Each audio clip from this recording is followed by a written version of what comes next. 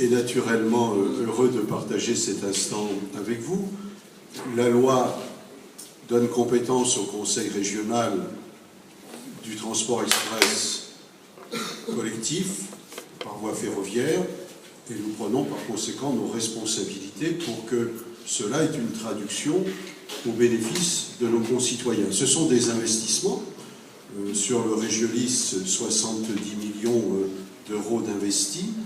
Depuis 10 ans, c'est plus de 450 millions d'euros que le Conseil régional a investi pour moderniser les matériels de transport.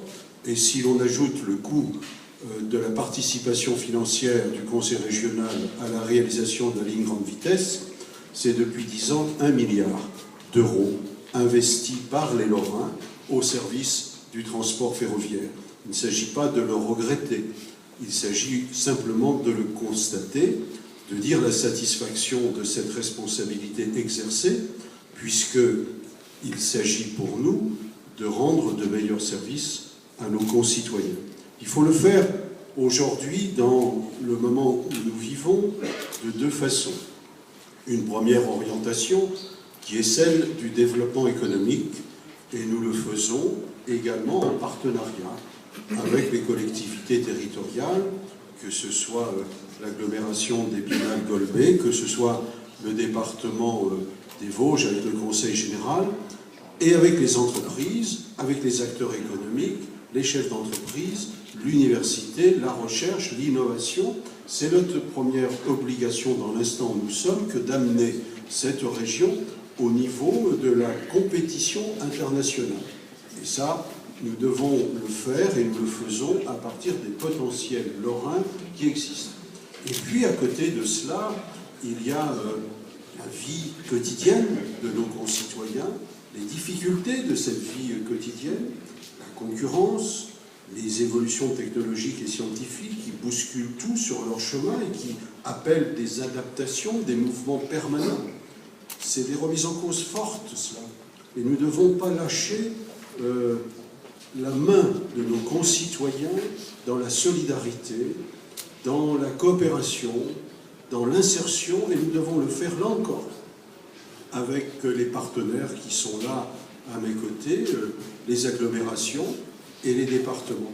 Parce que c'est notre devoir que d'amener nos concitoyens à la compréhension du réel dans l'instant où nous sommes. C'est ce que j'ai fait tout à l'heure lorsque j'ai été interpellé par celles et ceux qui revendiquaient la relation ferroviaire jusqu'à Gérardmer. Je leur ai dit que ça, c'était pas aujourd'hui un sujet d'actualité qui était accessible et qu'il n'était pas responsable de leur donner des réponses favorables, puisque c'est quelque chose qui ne se fera pas, en tout cas à vision humaine.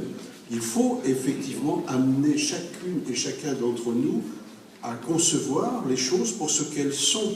Ne pas être dans le réel est une faute politique majeure. Et il faut respecter les citoyens, et respecter les citoyens, c'est leur dire les choses comme elles sont. Ça ne veut pas dire qu'il ne faut pas travailler, et il le faut de concert avec les partenaires qui sont ces citoyens organisés sur les territoires, et nous ne devons pas lâcher quoi que ce soit aujourd'hui dans le développement territorial lorrain. Certes, les grandes villes sont là, les grandes agglomérations sont là, mais notre responsabilité, si nous voulons accompagner nos concitoyens à concevoir le futur et à accepter les mouvements, il faut que tout ce qui constitue l'armature de vie quotidienne sur nos territoires soit conforté aussi bien par les agglomérations que par le Conseil général, que par le Conseil régional. Et ensemble, on doit travailler à apporter les bonnes réponses. Les postures politiciennes n'ont pas de sens aujourd'hui. C'est l'esprit de responsabilité et pas de pouvoir. Et nous le démontrons ce matin, puisque dans le domaine du transport, nous avons des partenariats avec l'agglomération d'Épinal-Golbet sur le transport urbain, comme nous avons une relation sur le transport interurbain avec le Conseil général des Vosges et la région Lorraine. C'est l'exemplarité même de ce qui est nécessaire aujourd'hui pour donner confiance à la responsabilité de l'action publique. Et de plus en plus, Nous devrons à la fois nous mettre d'accord sur des objectifs de développement partagés et nous devrons mutualiser les actes opérationnels parce que ce sera l'efficacité, la meilleure gestion de l'action publique et de la dépense publique. En tout cas, cette présentation de ce régiolis a été voulue par le Conseil régional depuis longtemps, puisqu'entre le moment où vous décidez et que vous recevez, il se passe, comme disait Fernand Reynaud, un certain temps pour refroidir le fût du canon. Il faut un certain temps pour construire les régiolis. Et bien évidemment, on le reçoit aujourd'hui. Et de toute date, nous avions dit, parce que nous avions fait le constat que le transport ferroviaire en direction des Vosges se faisait trop souvent avec du matériel ancien. Il avait été décidé de toute éternité, en tout cas de longues années en arrière, que dès lors que ce matériel serait livré, il serait affecté en priorité sur les lignes vosgiennes. C'est tout à fait naturel que l'ensemble du dispositif et des évolutions profitent à tous.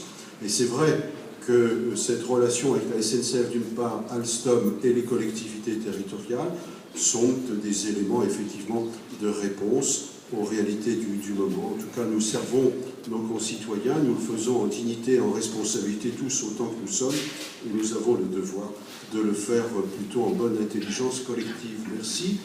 Donc, on va prendre le train.